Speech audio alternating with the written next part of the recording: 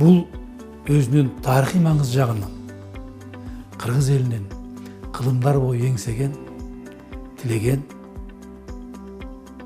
аруу тилегинин алгачкы чабегике болгон. Бул мыйзам эркиндиктин, азаттыктын чакырыгы болгон.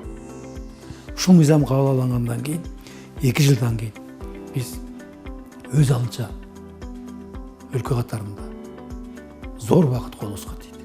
Рас, тил мыйзамы кабыл алынды. Ошол совет доорунда элестүү айтканда кыргыз тили ак үйгө кире алчу эмес. Кудайга шүгүр, бүгүн биздин өлкөнүн ички да, тышкы дагы расмий иш-чаралары, күндөлүк иш-чаралары, өлкөбүздүн башчысынын ар кандай деңгээлдеги расмий иш-чаралары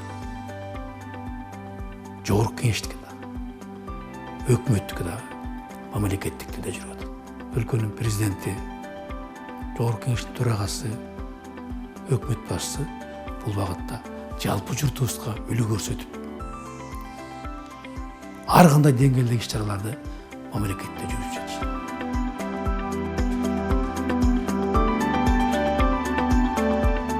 Биз эне мектебинде балага эне тилин үйрөтүшүбүз керек.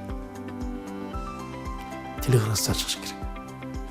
Үйдө ата-эне тарабынан улуттук башкы баалуулуктардын баардыгы баланын жүрөгүнө, акылына отуруш керек. Андан кийин бул процесс билим берүү системасында